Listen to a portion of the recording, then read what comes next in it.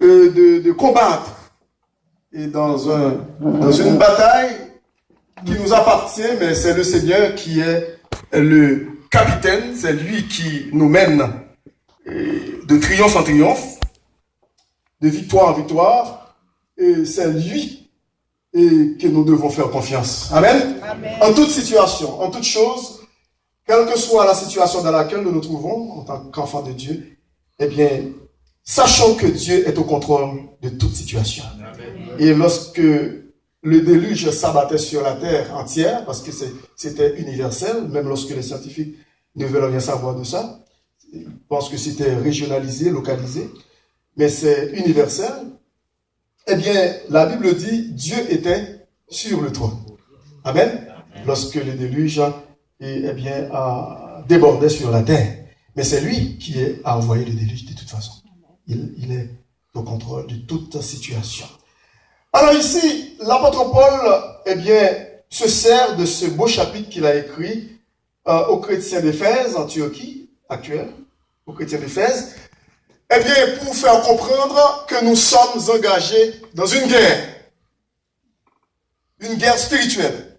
Mais lorsque l'apôtre Paul a écrit ce passage, qui veut dire l'épître aux Éphésiens, l'apôtre Paul se trouvait directement en prison. Il était enfermé dans la prison romaine pour cause de l'évangile. Et à cause de l'évangile, il a été mis en prison. Il a été enchaîné pour la cause de l'évangile. Alors, écoutez, l'apôtre Paul était en train d'observer les allées et venues, les va-et-vient des soldats romains dans leur costume militaire. Alors, il voulait au moins illustrer un message spirituel. Il le voyait tout le temps, qui veut dire toute la journée et aussi durant la nuit. Il était en train de se promener, ces soldats-là, dans les halles, et puis dans les allées, puis dans les prisons, dans les cachots. Il observait tout. Alors l'apôtre Paul les observait. Et puis l'apôtre Paul, le Saint-Esprit de Dieu, a expliqué à l'apôtre Paul, maintenant c'est urgent, d'illustrer un message spirituel, de regarder, tu as bien observé l'apôtre Paul, ces soldats-là, ces soldats romains, dans leur costume militaire, maintenant, c'est le temps d'écrire aux chrétiens d'Éphèse, maintenant, nous sommes aussi engagés dans une guerre spirituelle. Alors, l'apôtre Paul, au verset 10, il dit, au reste, frère, au reste, dis-je, fortifiez-vous dans le Seigneur. Au reste, alors, parce qu'il avait dit d'autres choses auparavant, il dit, fortifiez-vous dans le Seigneur. Je me souviens, lorsque j'étais jeune garçon en Haïti, il y avait un prédicateur qui prêchait. Alors, c'est Kelita est en train de sourire. Sûrement, elle sait de quoi je vais parler. Alors, le prédicateur dit, vous voyez, le frère au reste doit se fortifier dans le Seigneur.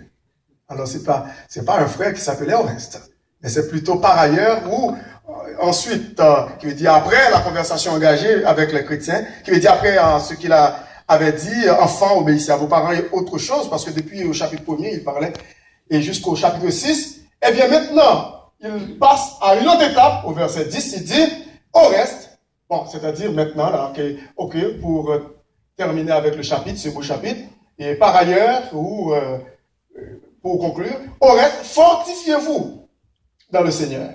Et ce même mot, cette même expression de se fortifier dans le Seigneur, nous trouvons ce mot, c'est pas inhabituel, nous trouvons ce mot dans Josué, dans l'Ancien Testament.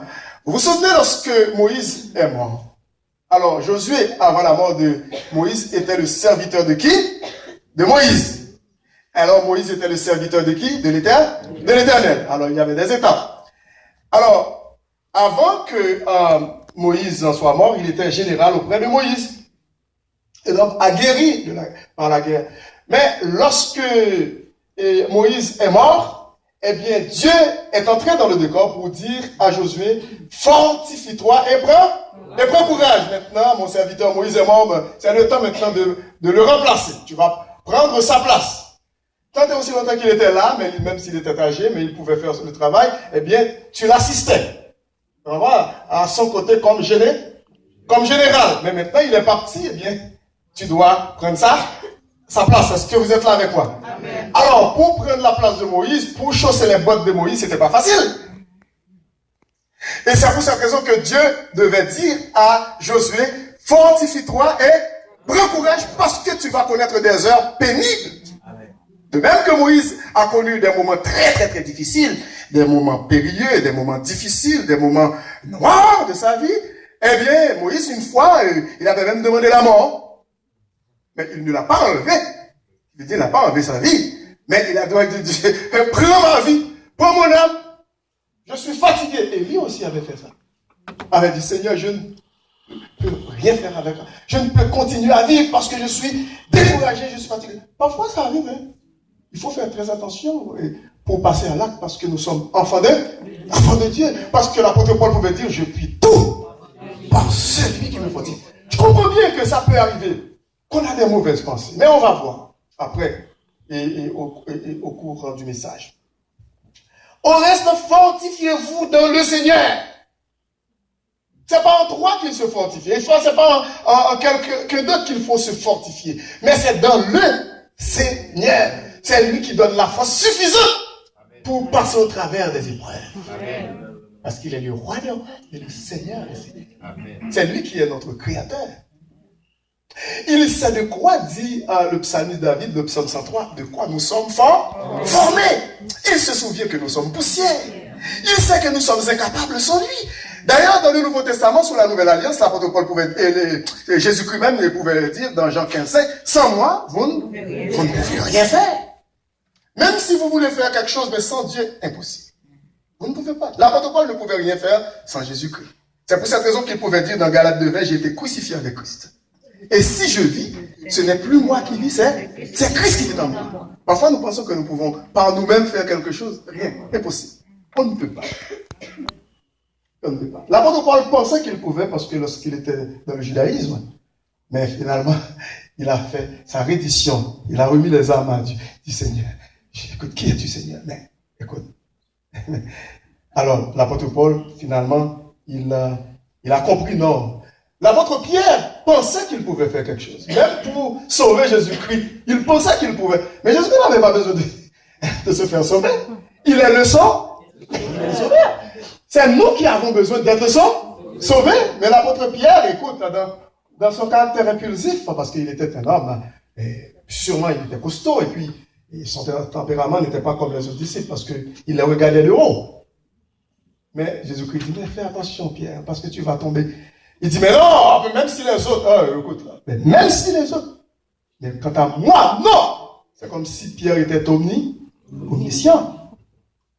Dieu va, il avait même, écoute, plusieurs jours avant, Jésus-Christ, en tant qu'omniscient, il a vu. Mais Pierre ne l'a pas vu, sa chute. Au point que Jésus-Christ pouvait dire, Pierre, parce que Satan t'a réclamé déjà, pour te cribler, comme le fourment. Mais moi, j'ai prié pour toi, afin que ta foi ne défaille pas. Alors, lorsque tu seras revenu, qui veut dire tu seras affermi, tu vas faire quoi? Tu vas à nouveau affermir aussi tes frères. Alors, l'apôtre Paul dit, fortifie-toi dans le Seigneur, et par sa force toute puissante. Toute puissante. Et puis le verset 11, il dit, revêtez-vous de toutes les âmes de... C'est pas une partie des âmes, c'est pas de façon partielle, c'est pas il faut prendre telle ou telle âme, il faut négliger. Non! Il faut se munir, il faut se prémunir de toutes les âmes. Il faut se revêtir de toutes les âmes de Dieu. Malheur à un soldat qui va au front, au combat. Il prend tout simplement peut-être une épée ou peut-être un revolver ou Uzi ou je ne sais pas quoi et puis il laisse le casque ou il laisse je ne sais pas quoi, quelque chose. Ses chaussures, comment il va faire pour marcher dans les barricades, dans la boue, pour gravir les montagnes parce qu'il n'a pas une petite sandale? On ne peut pas. Même si tu as des armes, écoute, chargées automatiquement, mais s'il vous manque quelque chose de très très très important, eh bien, vous allez vous faire avoir par l'ennemi. Est-ce que vous êtes là avec moi? Et c'est pour cette raison que Paul, dans sa prison, dans sa cellule romaine, est en train d'observer ces soldats. Et puis il dit, ouais, j'ai une leçon spirituelle pour envoyer aux chrétiens d'Éphèse. Et pour vous et moi aussi. Il dit, revêtez-vous de toutes les âmes de Dieu. Avant de se revêtir, il faut savoir se fortifier en qui? En Jésus. Au verset 11, revêtez-vous de toutes les âmes de Dieu, pas une partie des âmes. De toutes les âmes de Dieu, afin de pouvoir tenir ferme contre les ruses du diable, contre les subterfuges du diable. Parce que le diable est rusé. Vous pensez que vous êtes plus rusé que lui? Non. Non, on ne peut rien faire contre lui sans Jésus-Christ. Avec Dieu, avec Jésus-Christ, nous ferons quoi? Des exploits. Mais sans lui, il va nous abattre. Il est capable parce que, écoute, il est puissant. Il n'est pas tout puissant, mais il est puissant. Il faut faire très attention, il est puissant. Toute la force que nous avons, toute la puissance que nous pouvons, comment dirais-je, la puiser, c'est en Jésus-Christ qui peut nous faire combattre le diable. Dans 2 Corinthiens chapitre 10, verset 4, avant de continuer, il dit aussi, dans 2 Corinthiens chapitre 10 et verset 4, il dit, « Car les armes avec lesquelles nous combattons ne sont pas charnelles, mais elles sont puissantes par la vertu de Dieu pour renverser quoi? Des forteresses. Les forteresses de ça? De Satan. Si Dieu parle des forteresses, vous savez bien que ça veut dire forteresse. Les Blancs français, les colons à l'époque, ils construisaient des forteresses en Haïti. Et puis, mais écoute, les gars, et puis aussi avec Henri Christophe qui, après avoir maté les Français, vous savez, la citadelle de la Ferrière, il y a aussi parlé sans souci. Il y a des forteresses afin que lorsque les Français reviennent pour reconquérir l'île, c'est-à-dire y compris la Dominicanie, et puis comme ça, là, et puis ils pouvaient lancer des boulets, des flèches contre les soldats, et qui veut dire contre les Français, sur la mer. Les forteresses. Mais Satan a beaucoup plus de forteresses que ces gens-là. Mais avec Dieu, nous pouvons l'écraser. Amen. C'est ça qui est important.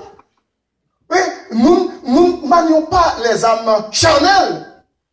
Il dit nos idées, nos conceptions humaines limitées, nos compréhensions qui n'ont pas une tellement grande importance. Mais nous manions les âmes spirituelles avec lesquelles nous pouvons renverser même les forteresses de Satan. Amen. Ça, c'est important de le savoir.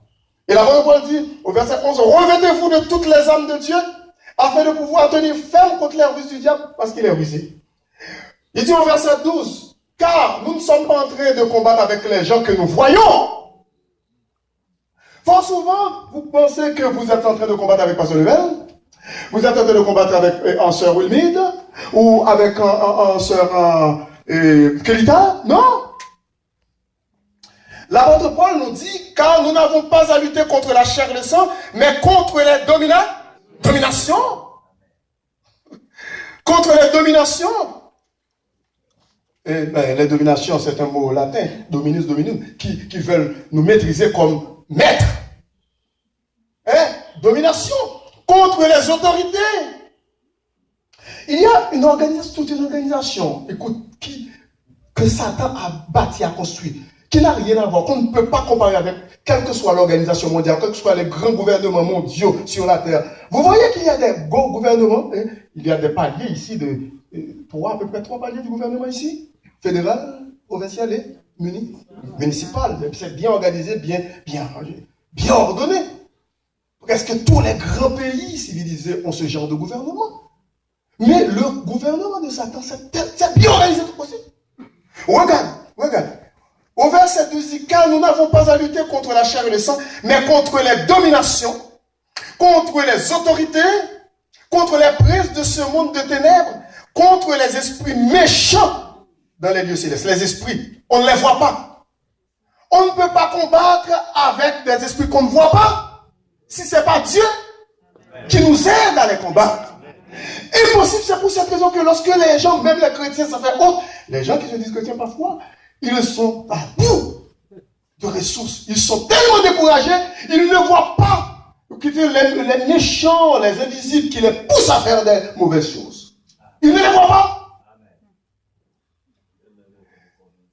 Écoutez, l'apôtre Paul dit, au verset 13, c'est pourquoi, prenez toutes les âmes de Dieu, toutes encore, il répète encore, ce n'est pas une partie des âmes, mais comme il l'avait dit au verset 11, il répète encore au verset 13, C'est pourquoi il dit, prenez toutes les armes de Dieu afin de pouvoir résister dans le mauvais jour, parce que nous sommes en train de traverser le mauvais jour, et tenir ferme après avoir tout surmonté. Après avoir vaincu le diable sur son terrain et sur notre propre terrain. Après avoir gagné une bataille, c'est pas encore la guerre, il faut se tenir ferme après avoir tout surmonté. Est-ce que vous êtes là? Amen. Au verset 14, l'apôtre Paul dit, tenez donc ferme. Maintenant, il va commencer à énumérer ce qu'il voit sur les soldats romains dans leur costume militaire à l'époque. Tenez donc ferme, ayez à vos reins la vérité pour ceinture. Parce que normalement, si vous avez, à l'époque, ce n'était pas des pantalons que les hommes portaient, c'était des grosses robes, hein, comme des femmes, et puis maintenant, ils devaient quand même avoir une ceinture, une grosse ceinture pour les militaires, les soldats aussi, pour, comment dire, bien s'attacher. Sinon, si ça peut ouvrir, et puis on voit la nudité de la personne. Est-ce que vous êtes là avec moi? La vérité pour ceinture. Et puis il dit, revêtez la cuirasse de la justice. La cuirasse, c'est une sorte de pièce, et quelque chose du tout d'une pièce qui couvre toute la face de la personne ici. On appelle ça la cuirasse, parce que ça peut empêcher que l'ennemi qui lance des flèches, s'il n'y a pas de cuirasse, il y a un problème. Vous avez votre cœur, le poumon et tout, sa foi. Écoute, vous allez vous faire avoir. Et ça va être trop tard. Vous ne pouvez pas retourner en arrière pour aller prendre dans la caserne ou la garnison et des costumes. C'est trop tard parce que vous êtes sur le champ de bataille. Mettez pour chaussures à vos pieds le zèle que donne l'évangile de paix. Est-ce qu'il y a des chrétiens qui n'ont pas de zèle? Le zèle que donne l'évangile de paix. Et puis il dit, parce que un soldat romain avait de bonnes chaussures, pas n'importe quelle chaussure, comme je vous ai expliqué tantôt. Parce que sinon, si vous n'avez pas, comment dirais-je, de bonnes chaussures, comment vous allez affronter l'ennemi pour courir, pour vous cacher n'importe où, pour gravir les montagnes, et puis dans les routes difficiles, là, des petites sandales ne peuvent pas faire ça, le travail. Il dit, mettez pour chaussures, au verset 15, à vos pieds le zèle que donne l'évangile de paix. Prenez par-dessus tout cela, le bouclier de la foi, avec lequel vous pourrez éteindre tous les traits enflammés du mal. Le bouclier de la foi, c'est encore une autre pièce. Après la cuirasse, le bouclier, c'est une grosse pièce là qu'on met devant. Là. Et puis, quand vous voyez ça dans les films de guerre, quand l'ennemi envoie lance une flèche et puis la personne, parce que le bouclier cache presque toute la personne. C'est comme une petite muraille, ça.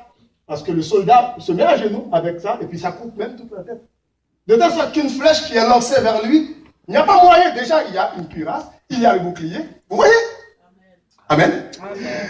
Et puis, quand la flèche est sortie de son arc pour aller atteindre l'autre ennemi, eh bien, la personne se met en position de se défendre. Amen. Amen. Est-ce que le chrétien se met en position de se défendre tout le temps? Nous, les chrétiens? Et puis, écoutez bien, la flèche, c'est pas n'importe quelle flèche. Parce que ici, on dit qu'au verset 16, prenez par-dessus tout cela le bouclier de la foi, avec lequel vous pourrez éteindre tous les traits enflammés du malin. Les traits, ce sont les flèches, les javelots, les flèches. Tous les traits enflammés. Parce qu'à l'époque, les traits enflammés sont des flèches qu'on trempe le petit bout dans du goudron, et puis on met du feu, et puis ça allume, ça embrase. Parce que le goudron enflamme, et puis comme ça là, quand on lance la flèche part tout enflammée pour détruire même une ville, incendier un bateau sur la mer. L'autre ennemi peut être détruit, tué, non pas seulement parce que la flèche entre, mais le feu qui est alimenté par le bout et de la flèche peut embraser la personne tout entière. C'est comme ça l'ennemi nous fait. Il nous lance des flèches tout enflammées. Il faut être sur ses gardes. L'apôtre Paul dit au verset 17, prenez aussi le casque du salut. Il voit le soldat romain avec un casque.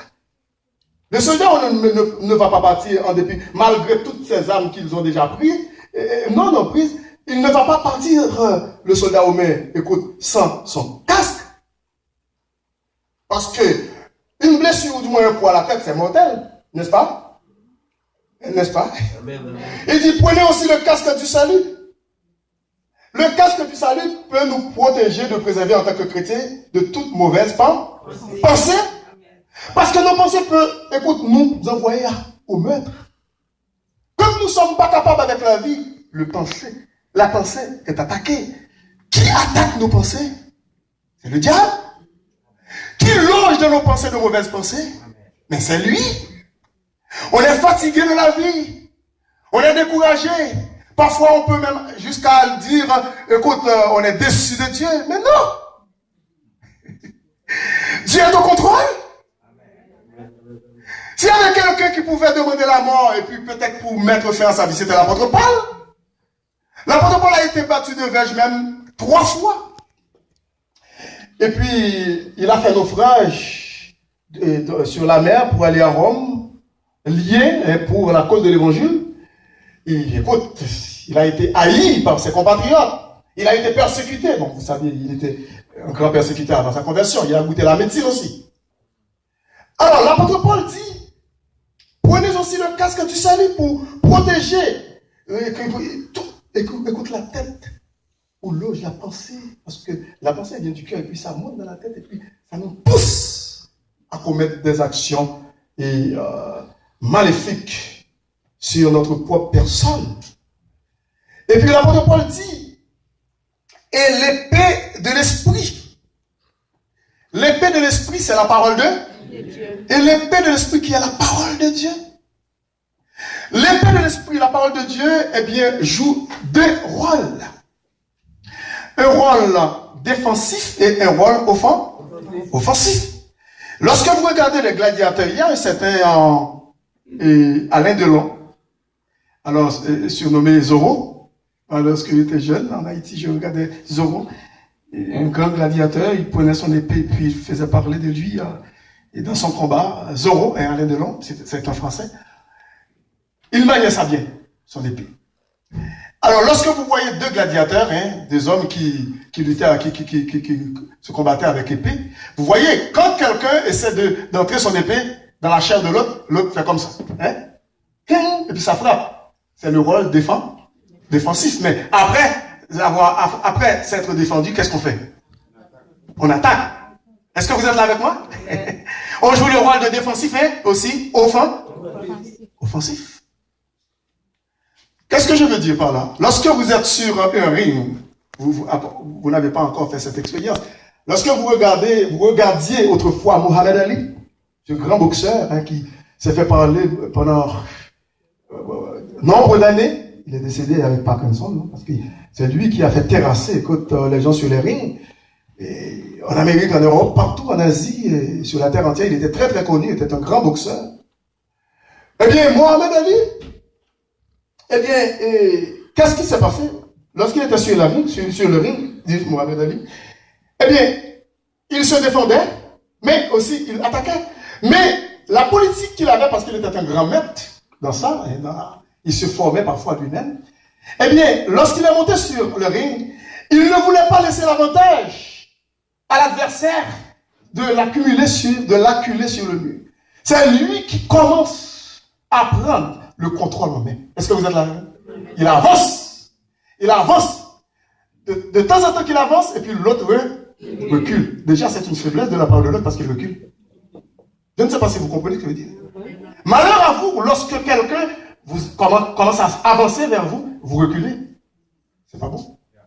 Il commence à vous maîtriser parce que vous n'avez pas le contrôle.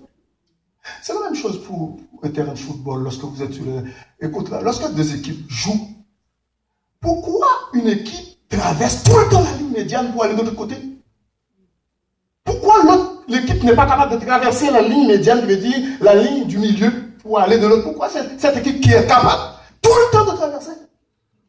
C'est parce qu'il y a une faiblesse de l'autre côté. Je ne sais pas si vous comprenez. Quand quelqu'un continue à s'avancer vers vous, là, il s'avance, vous reculez, il y a un problème. Il faut être capable aussi d'avancer vers lui et puis qu'il recule aussi. Tandis aussi longtemps, c'est vous qui reculez, il y a un problème. C'est ce que Satan fait, c'est ce que Diable fait. Il s'avance vers vous, mais vous reculez. Alors que vous avez un grand Dieu, le Dieu Tout-Puissant, qui dit n'ayez pas peur. Ne craignez quand je suis avec toi. Il dit ne promène pas des regards inquiets quand je suis ton Dieu. Ésaïe 41, verset 10. Je te fortifie. Je viens à ton secours. Je te soutiens de ma droite triomphante. Pas question de reculer. Avancer. Parce que nous sommes des soldats de Dieu. Il faut avancer. Et non pas reculer. Quand nous reculons, nous perdons de l'avantage. Il prend de l'avantage sur nous. Et puis, psychologiquement parlant aussi, on peut être vaincu par l'adversaire. Psychologiquement, même avant de commencer. Pourquoi? Parce que lorsque l'adversaire vient sur le ring, il commence à vous épater. Il chauffe. Il n'a pas commencé encore. Il essaie de vous intimider. C'est comme ça, on va comprendre. C'est son affaire. Il essaie de vous épater, de vous éblouir, de vous intimider. Il commence à chauffer, puis vous montrer des choses que vous n'avez pas appris. Ils essaient de démonter des choses. Regardez lorsqu'ils prennent du poids, leur poids, ils regardent les yeux. Ils ne battent pas les prunelles. Ils ne veulent pas. Ils regardent fixe. Ils se regardent les yeux. Mais pourquoi? L'autre ne veut pas, comment dirais-je, que ses prunelles se battent. L'autre non plus. Qui veut dire qu'il est capable de vous regarder sans se laisser battre les prunelles. Mais pourquoi juste ça? C'est un moyen psychologique pour essayer de vous intimider. Il vous regarde et puis il dit que moi, je vous regarde dans vos yeux maintenant, vous allez être à terre bientôt. Et l'autre dit la même chose. Vous voyez que je vous regarde sans laisser battre les prunelles. Écoute, psychologiquement, vous pouvez être vaincu même avant de commencer. Mohamed Ali avait dit à un boxeur qui est monté sur la ring pour affronter un autre. Et puis, lorsque Mohamed Ali le regardait, il a parlé, il dit, je ne pense pas que tu as besoin de commencer. Il dit, pourquoi? Tu as déjà perdu. Mais pourquoi? Il dit, je vois ça dans tes yeux. Tu es déprimé. Tu n'as pas de confiance. Tu es déjà influencé, intimidé par lui. L'inquiétude, le souci se manifeste sur ton visage. Tu peux lâcher, laisse tomber. Il n'a pas voulu. Effectivement, il est allé combattre, il a perdu. Vraiment. Il n'était pas prêt psychologiquement. Parce que depuis avant de commencer, si vous êtes déprimé, ne commencez pas. La bonne parole dit, fortifiez-vous avant de commencer de manier les âmes. Fortifiez-vous dans le Seigneur et par sa force, quoi? Toute puissante. Est-ce que vous êtes là? Amen. Maintenant, revêtez-vous de toutes les âmes de Dieu. Eh bien, au verset 18, l'apôtre Paul parle d'une âme très très puissante. Même lorsque vous maniez toutes les autres âmes, cette âme, frère Ostal, aime cette âme. Mais je suis d'accord avec toi, frère Ostal. Ici, l'apôtre Paul dit au verset 18, faites-en tout en quoi? Par l'esprit, toutes sortes de prières.